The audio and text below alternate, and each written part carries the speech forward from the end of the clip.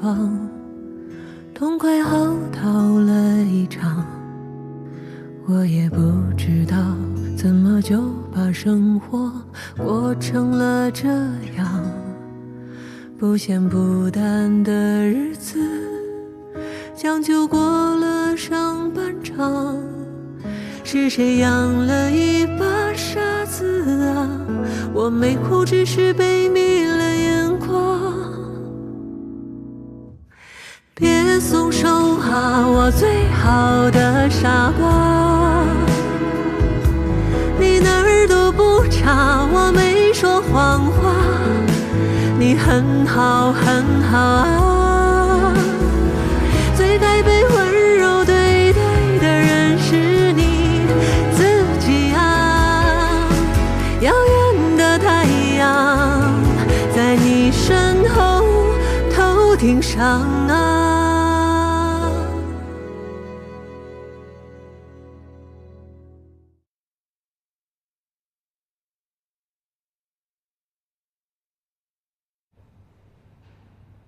我倒是记得上学的时候，你是说过你们家里已经没人了。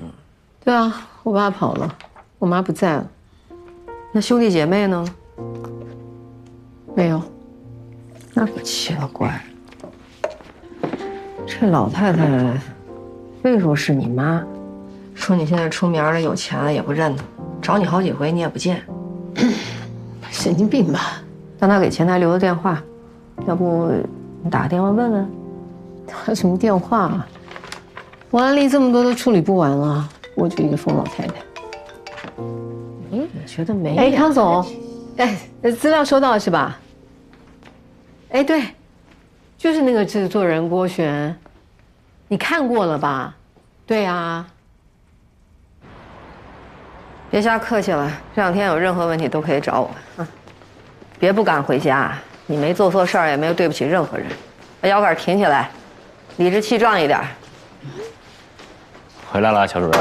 有事儿啊？有事儿。哎，咱们医院每年有那康丹草原小儿畸形再造预诊，你知道吧？知道啊。本来是小李要去，但小李他媳妇儿要生了，让我临时帮个忙。今天晚上飞机。预诊好事儿啊，跟我有什么关系啊？我儿子大蛋，我走了之后他害怕睡不着觉。那找阿姨啊。你不会想找我去吧？你儿子害怕，你找我去，那他不更害怕了吗？哎，不是，你看啊，这于公呢，你是主任，我是员工，你是不是得帮我料理一下家事啊？于私呢，上次你舞技那件事情真的耽误了很多我陪我儿子的亲子时光。于实际，我儿子大蛋特别淘气，一般人压不住他，就得你这种凶猛啊。哎，真不好意思，同事的私事我向来不参与。私事不参与，那上次谁妹妹结婚让我陪她参加婚礼啊？上次那是个意外啊，反正我带不了孩子。这完全是冲着康丹草原那些小儿畸形的儿童的面子，我才愿意帮你这忙的。听见没？啊，听见了。下不为例啊。好，我下次我就给你写一个表扬稿发咱们那官网上，标题我就写“我院爱心好主任为照顾员工家属困难以身相许”，好不好？你这以身相许？哎，你不跟我说你这次去就是1天半吗？到底多久啊？我将使用手段让大家教你啊。没电了。啊？大蛋，大蛋开门。为了维护世界的和平，为了防止世界被破坏，贯彻爱与真实的邪恶。可爱又迷人的反派角色，不在。吃了吗？你吃了？吃了。你俩还真是够二次元的。大蛋，过来叫阿姨。哟，把女朋友带回家了，这不还是上次那女的吗？别乱讲，这是我领导主任。哇哦！娃个头啊！这两天我出差，他陪着你。什么？爸，他可是异性啊！哎，咱俩想法一致，我先走了啊，拜拜。拜拜。等会儿，别走！我跟你说，我跟你没有谈判的余地，这两天听阿姨的。领导，如果一切顺利的话，2天我就回来了。2天？我杀了你！你不是1天半。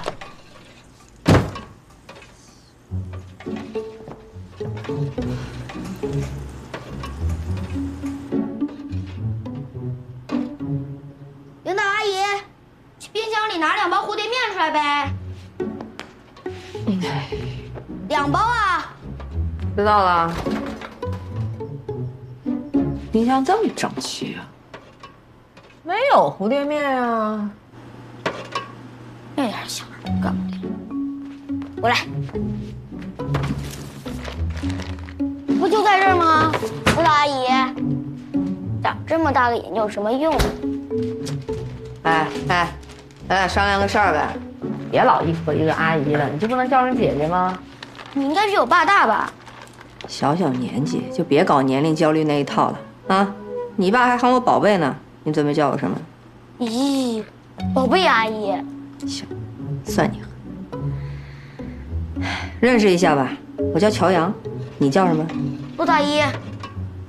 大一，大小的大，1、2、3、4的一。哇，你爸该不会在大学1年级就有了你吧？至大无外，谓之大一。大旦就是0，天地未分，混沌之元气，出自《礼记》。你是领导，这点儿应该都懂，对吧，乔阳？懂了，大零蛋呗。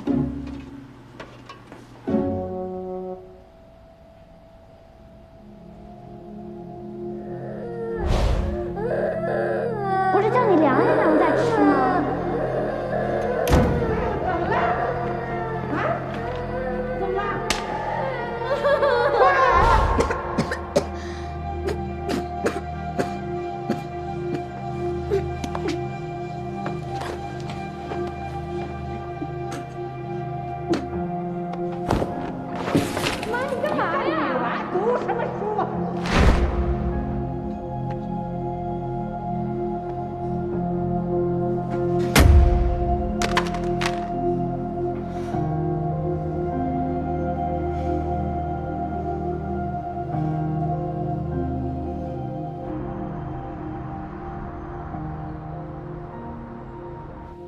知道，你放心吧。啊，哎，静雯回来了，给你打电话你没接啊？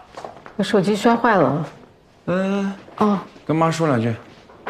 哎妈，文文，怎么这么晚才回来呢？你们怎么吃了晚饭呢？天天吃外卖可不行啊！你身体本来就不好，老这样要出问题的。你们好久都没回家了吧？上次你表弟结婚，你也没回来，大家都问你呢。妈啊，别说这些啊，最近静雯也挺忙的。妈，给您买的那个鱼油吃完了吗？哎呀，你买的东西我用不完，就是想你们。下次放假可一定得早点回来啊！哎啊，那你们慢慢聊啊。啊，儿子，我看文文好像不太高兴，你们是不是出什么问题了？没事，她就是最近有点累。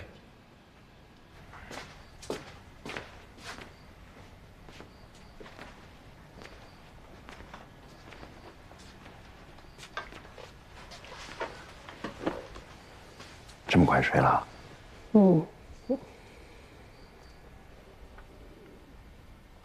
我在想，要不中秋节的时候，咱们还是回家一趟。你上次去我家还是1年前了吧？有那么久吗？我怎么没感觉？怎么了？我妈刚才也没说什么吧？她知道你不爱听，她现在都不敢跟你说孩子的事儿。怎么了？没怎么。你刚刚不是都说了吗？我累了。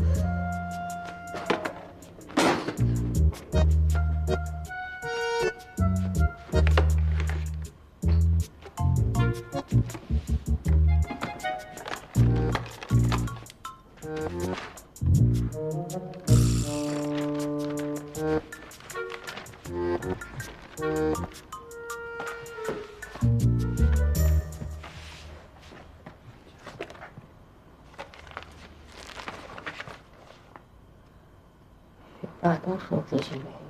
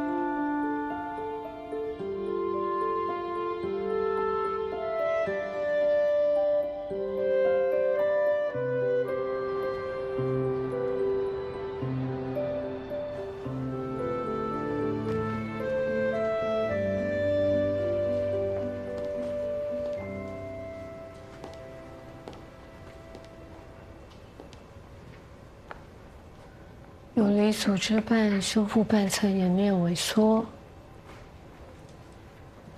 学霸就是学霸啊！做个手术都还要先预习，要不要我帮你画重点啊？不用，我喜欢任何事掌握在自己手里。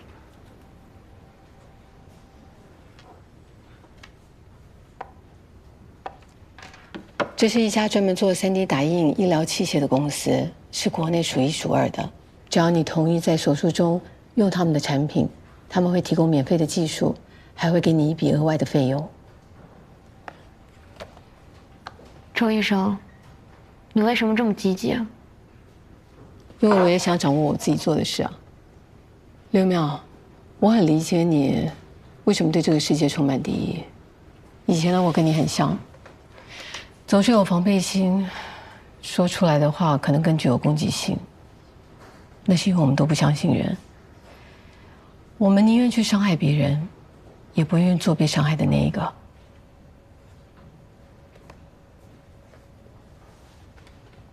自白，通过自我暴露的方式拉近与谈话者之间的距离，很入门的心理学。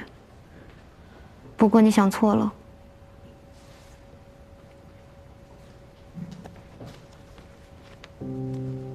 我跟你不一样，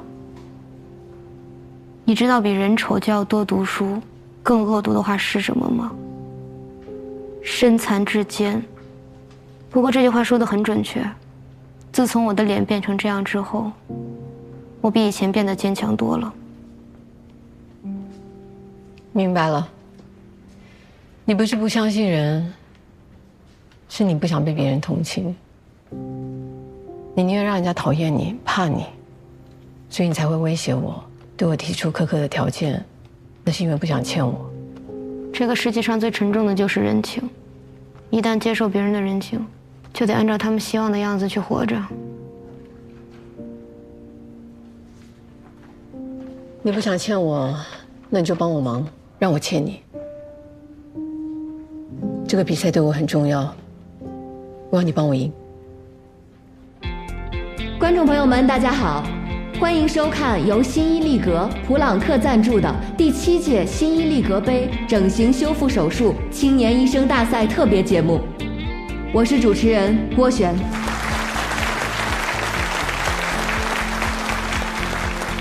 这个比赛啊，可谓是咱们整形行业每年一度的华山论剑，聚集的呢都是业内的顶尖高手。今天来到现场的是我们的第一组来自格木整形医院的2位医生，让我们掌声欢迎他们。大家好，我是格木的整形外科主任周静雯。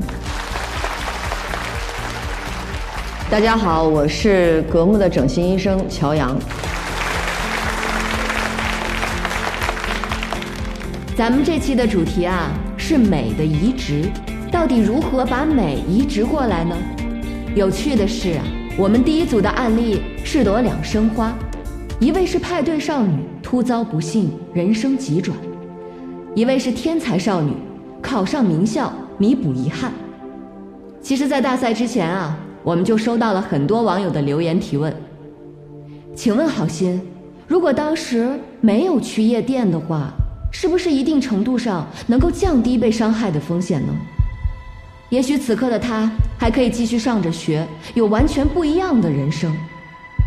这个问题也值得我们每一个年轻女孩去反思。我想问问好心，你有没有后悔过自己穿着暴露，后悔那天晚上去泡吧呢？哎，过来，看那边。我不后悔，我为什么要后悔啊？你这样问问题是不是有点不合适啊？来，我来。不好意思啊，我是好心的主治医生乔阳。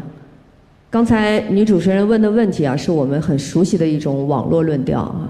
当一个女孩遭受了性骚扰啊，甚至是性侵的时候，那一定是因为她长得太漂亮，或者是穿得太少啊。那在我看来呢，这是一种混蛋逻辑。尤其当这些话呢从一位女性的嘴里吐出来的时候呢，是极其的让人失望的。没有人质疑加害者，而我们的受害者呢，至今还要坐在这个地方遭受他人的质疑，被社会的舆论反复鞭打，这是非常不公平的。那换作是我呢，我现在恨不能一把火烧了这个演播厅。但即便我共情力再强，我也无法想象他在遭受灾难的那一刻的时候的绝望。我甚至也无法想象，如果当时是我该怎么办。我每天都在跟各色人等打交道，其实在我看来呢，他们中的大多数呢都长得很正常，没有问题，但通常呢他们都会对自己非常的不满意，甚至深深的厌恶。所以我常说，其实整形医生呢长得不是脸，而是心。正所谓相由心生，境由心转。甚至在我眼里，这个世界上是没有病人的，只有人。每一个人都是独一无二的，不可复制的。做节目我不懂，当然作为整形医生呢，我今天想给好心一个专业指导意见。你始终要记得，你是珍贵的，就算全世界的人都不相信你了，还有一个人是值得信任的，就是你自己。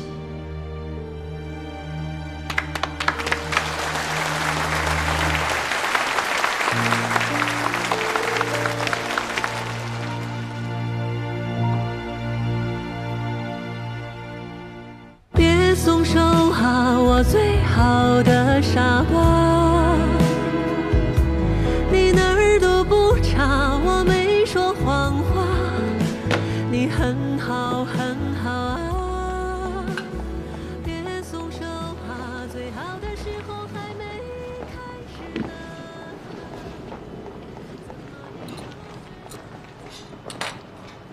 你的医生掉进节目组陷阱了，制造公共话题冲突就是他们想要的，但也不一定。兴许他们就是有剧本，就这么演的，效果也还挺好。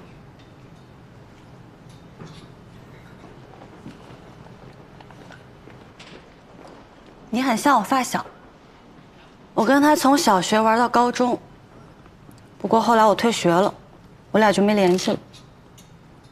他跟你一样，什么都懂。我也没什么都懂，你像这些我都不懂。你不会化妆？化妆多简单呀！来，我教你啊，我教你认这些东西。这是遮瑕，就是我们脸上这些瑕疵，它都能遮得住。然后完了，这个是腮红，你可以打在你想打的任何一个位置。你想眼睛红，你就涂在眼睛上。它这可以调，它这比较自由一点，专业一些。一般都是专业化妆师用的这种比较大的盘，然后我们平时就用这种小盘就差不多。这日常颜色都能用得上。都是腮红。情感漫改可算赶回来了。哎，我谢天谢地谢你，我这几个晚上过得真是水深火热。辛苦了。这家里有女主人就是不一样，人家真的好久都没这么干净。你家之前没有女的来过吗？阿姨。你前妻呢？大丹他妈？没有，只有在他给大丹寄礼物的时候，我俩会简单聊两句。大丹天天晚上跟他妈视频，你这两天没发现吗？昨天晚上还通视频来着，他把门关上不让我看。我发现大丹好像比一般孩子更敏感。他妈从小不在身边，没什么安全感。是。咱俩都是婚姻的叛逃者呀，他也是人生的幸存者。但我一直很不明白，你这么爱玩的人，当初怎么就结婚了呢？爱玩跟结婚有冲突吗？为什么总把结婚这件事情想得这么恐怖呢？我觉得两个人在一起最重要的是享受这段旅程，而不是为了那些什么未知的结果去妥协。真的没必要用未来那些烦恼来惩罚今天的自己。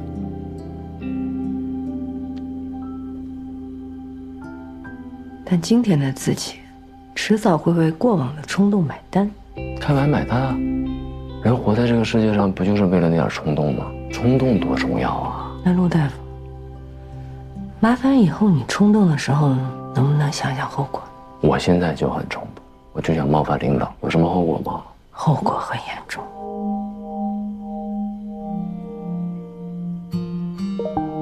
爸爸，让我睡觉。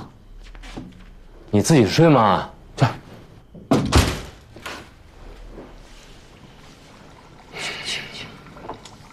小孩子让他锻炼锻炼。哎，那干嘛非选经典锻炼？回头该恨我了，就你这坏阿姨。快点儿！来了，我先把他哄睡着了，等下再过来。干什么你啊？不是你自己睡吗？你爸忙，你没看着吗？啊？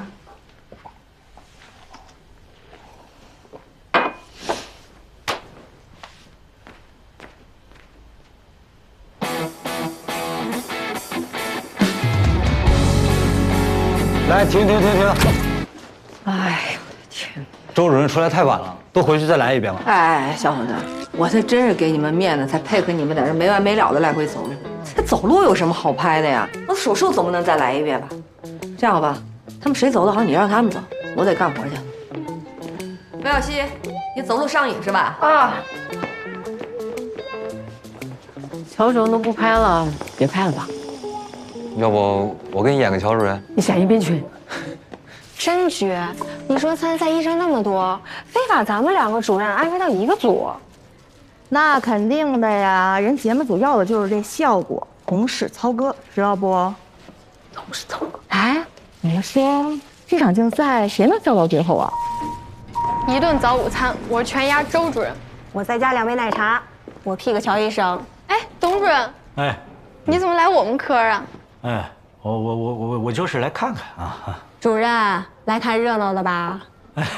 哎，他们怎么没拍你啊？我哪有那个时间？真是，你们看看我这治疗排得满满的，哎，没有这个时间。哎，那董主任，那你觉得这次比赛咱谁会赢？哦，那你们觉得哪一个会赢啊？我赌周主任，我压乔医生。我也压乔医生。哎呦，哎，全糖的，女孩子嘛，不要喝这么甜的啊。你输定了。哎，主任，您又拿我奶茶，明天记得给我做个项目啊。哎，没问题，哎，随时来找我啊。主任，记得给我做。哎，但是我不一定在啊。哈哈。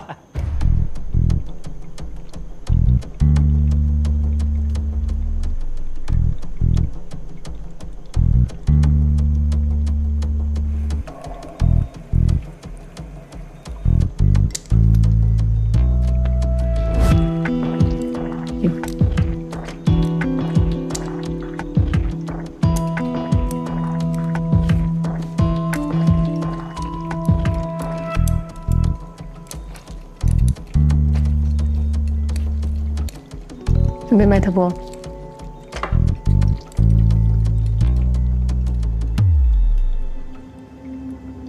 我他妈怎么糟烂的这么严重啊 ？CT 还是没有完全排出来，怎么办这样？要不然先缝上。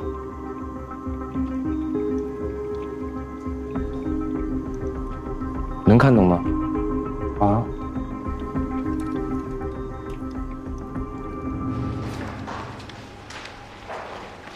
主任，报告出来了，血管收缩化成像。师傅，您看这儿，血管内膜增厚腔很窄，大概率会出现堵塞。动脉硬化闭塞及脉管炎啊！他这么年轻，怎么会这样？日常颜色都能用得上。都是腮红吗？病人可能隐瞒了吸烟史。那我们怎么办？取消手术，你先去通知郝鑫。师傅，我们准备这台手术准备了这么久，我不甘心啊！取消就取消了，一个破比赛还能比病人的命重要？不好意思啊，二位，你们先喝杯咖啡休息一下。里边是不是有什么事儿啊？没有，我们商量点事儿啊，谢谢。为什么？手术为什么取消？不是你们谁能给我解释一下吗？问我呢？李总，你给解释一下呗。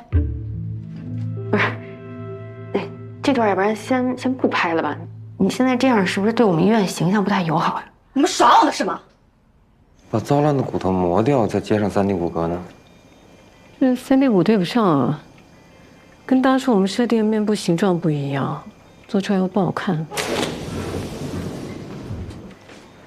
你怎么来了？我们出点小意外，手术取消了。你们怎么样啊？面部骨骼糟烂情况超乎我们预期，3D 骨骼也完全无法吻合。可以先把这个糟烂骨头切掉，取肋骨的第7类跟你这个3D 骨骼配合。可以这样，但就是恢复时间比较长，估计赶不上他开学了。我们签了手术协议，必须在开学之前出院。你找家属重新签字，顺便把泰丁泰王还有肋骨截骨包拿来。哦。加强麻醉的时间。小杨，你去扶我袖长。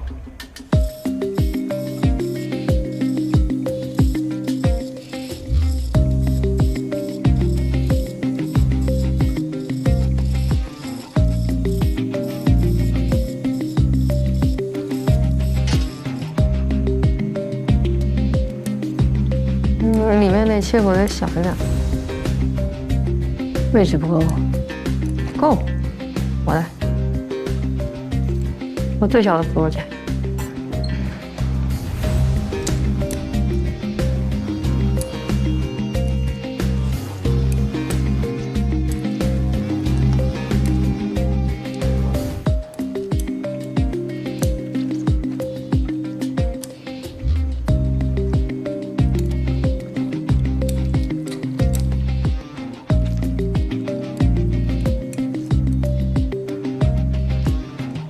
冯鹤，看你了。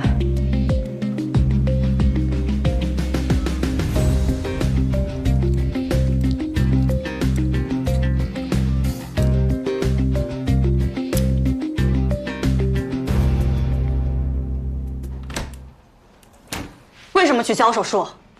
你为什么骗我们？我骗你什么了？当时我们填资料的时候，是不是一而再再而三的跟你确认过，你不抽烟不喝酒，对吧？现在报告出来了，你的血管内膜增厚腔很窄，就是因为你抽烟，所以我们这个手术做不了了。这不可能，我从来都不抽烟。但我在你的化妆台上看见了一个烟盒。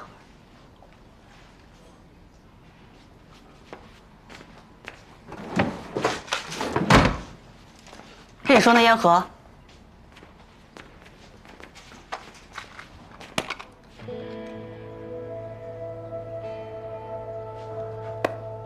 特写特写，拍我，拍我！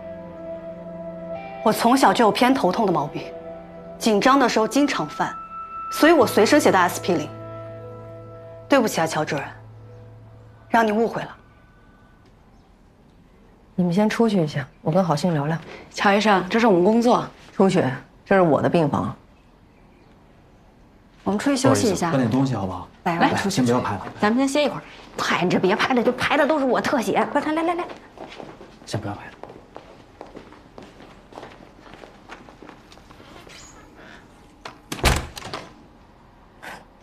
确认是我搞错了。你没错，我是问题少女嘛，你会这么想很正常。做医生的，大多数都有过度自信的臭毛病，我也不例外。也可能是职业习惯吧。通常我不愿意放过任何细节，所以我容易相信自己的判断。也只有这样，我才能对我的患者负责。这本来是个优点，但也是个问题，所以我过度主观。就像今天这件事情一样，是我判断失误，我向你郑重道歉，对不起。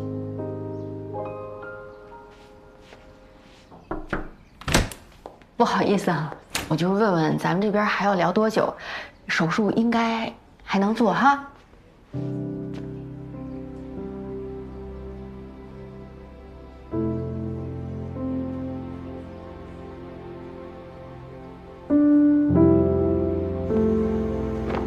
病人长期服用阿司匹林，术前已经推了血凝酶，现在关键是要控制术中的出血。血压怎么样？目前血压正常。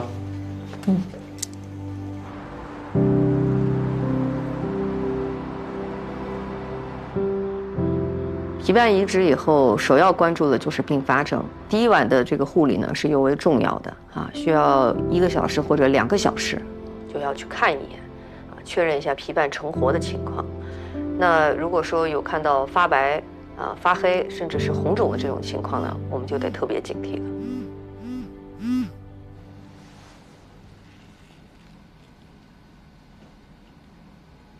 皮瓣颜色发白，明显是供血不足，有没有可能是血管底部处理问题啊？不可能。诶，醒了？我们怎么都来了？出大事了？没成活吗？你平时是不是有往一侧睡的习惯？往右边。难怪，这就跟我们压着手睡手会麻一样，所以会供血不足。你看魏大夫多紧张你，咱们为了更好的恢复，从今天起不许侧睡了。你的任务就是躺平。平躺着我睡不着啊。是吗？那把你那个临床医学导论给他拿过来，那可是本好书啊，谁看谁睡着。医学伦理学效果会更好。是吗？那一块拿过来吧。秒睡，秒睡，都打呼噜呢，你看。那我觉得还是药理学厉害。伦理学，哎呀，那仨字我一看我就。伦理学你听一听，半秒谁都不用1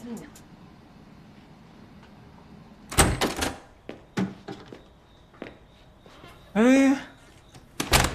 我下午还去找你呢。回来怎么也不说一声？在忙呢。看一看我给你带的新的，这都已经换上了。我请朋友从德国替妈买了鱼油，我算了一下时间，他差不多要吃完了。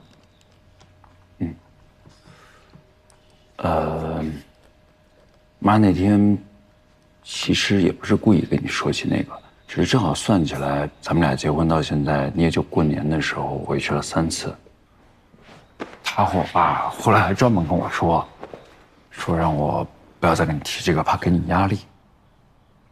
你结婚的时候，你说你们家人走得早，家里只剩你一个。我妈当时就说，今后咱们家就是静文家，她做什么事情我们都要支持她。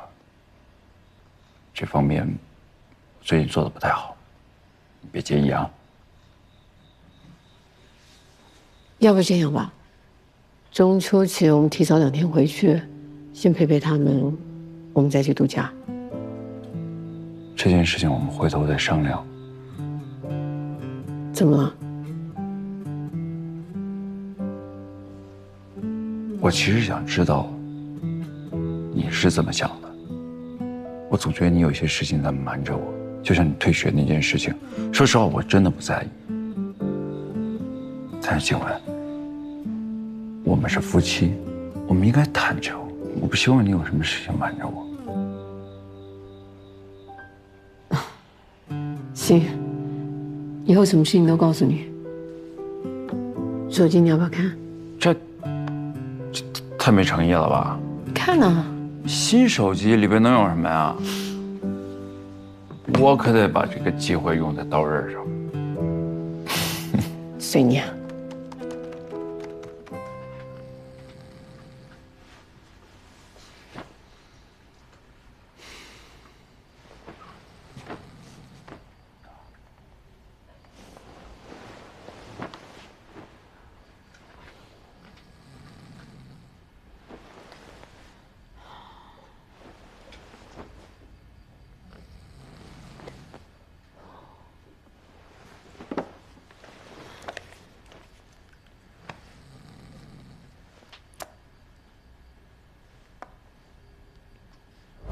这老太太非说是你妈，但她给前台留的电话，要不你打个电话问问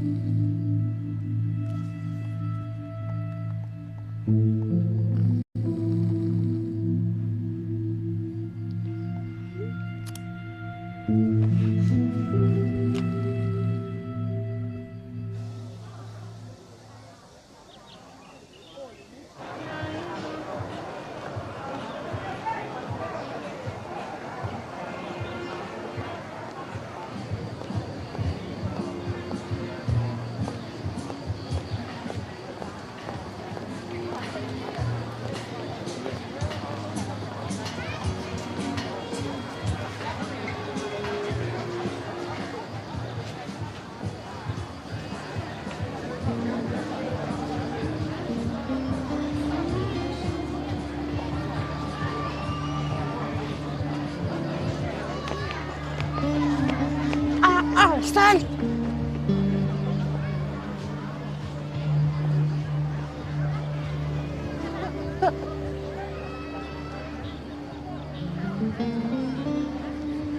你们什么时候回荣川的？周凯呢？怎么没跟你一块儿啊？你谁呀？你花了那么大功夫来找我，不认得我了？啊，文文，真漂亮啊！我认得你呀，我在电视里看见你了。周凯找你来要多少钱啊？哎，对你把家里钱全拿走，这一走10几年，对吧？啊？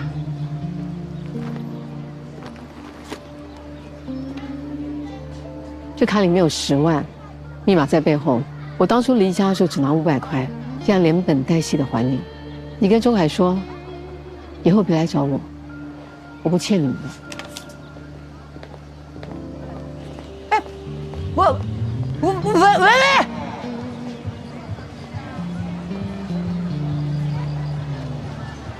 妈，让你别来，没意思吧？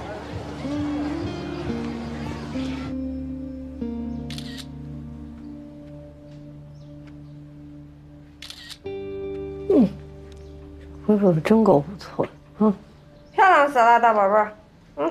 乔医生，我漂亮不？老漂亮。像你这种带脸基尼能带出你这种气质感觉的人，凤毛麟角。妈呀，真是啊，有了名儿的乔医生的嘴骗人的鬼，净瞎说。你咋回事啊？你怎么不开心啊？这脸部神经恢复了呀，能笑啊？能笑得出来吗？芭蕾舞学校那边给消息了，被辞了。这什么道理？那现在社会不就这样吗？人们的同情心只会放在跟自己没有关系的事上，一旦涉及到自己，立马就是另外一副嘴脸。没事，我能理解。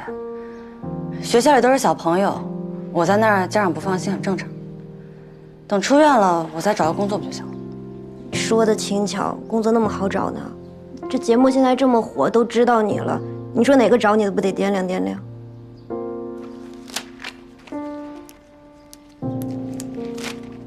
我想给你注射的是玻尿酸，为了让你两边脸颊比较对称，这才是中小考吧。等到半年1年恢复的差不多，就给你脂肪填充，就算正式毕业了。直到毕业都免费吗？就当送你的奖学金啊！可是我参加不了开学典礼了。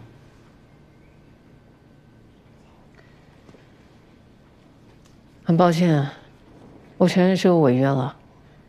我还有一件事情没告诉你，你的手术是我跟乔医生一起做的。看来你是赢不了了。Hello， 早，小溪。啊，萱姐，美式还是拿铁？哦，拿铁就行，谢谢。您是来找乔主任还是周主任？找你。尽量不说话。好。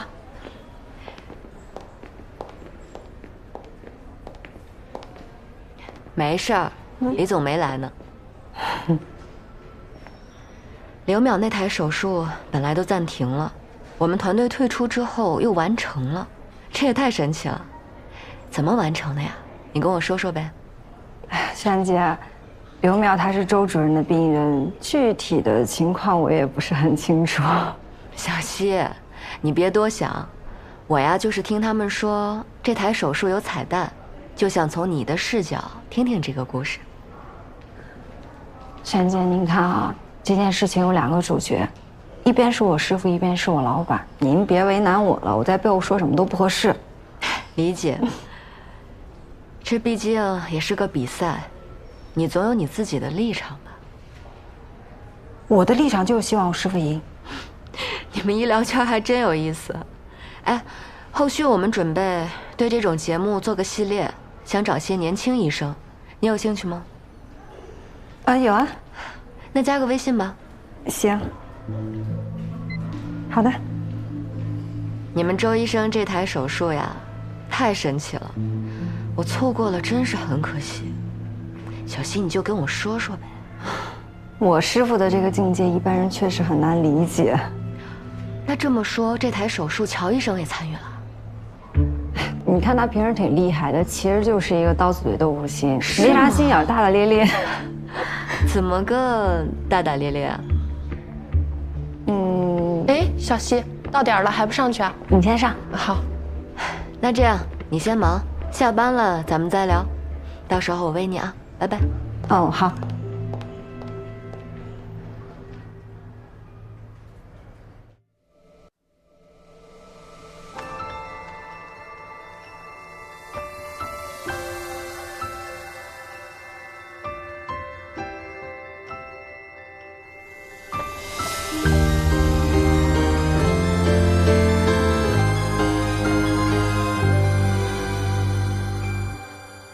当心要沉入黑夜，渐痛的重放，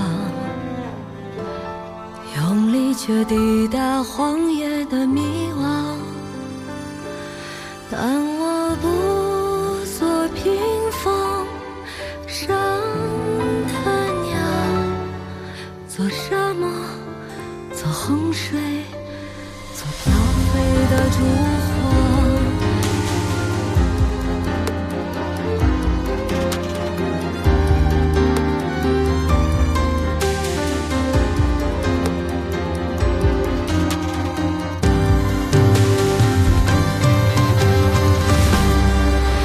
曾独自站在没有月光的夜里，望着你安然的身影，温暖你的，也曾将我抱紧，抱进了烛火般的今夜的风将我带去哪里？祈祷着希冀山东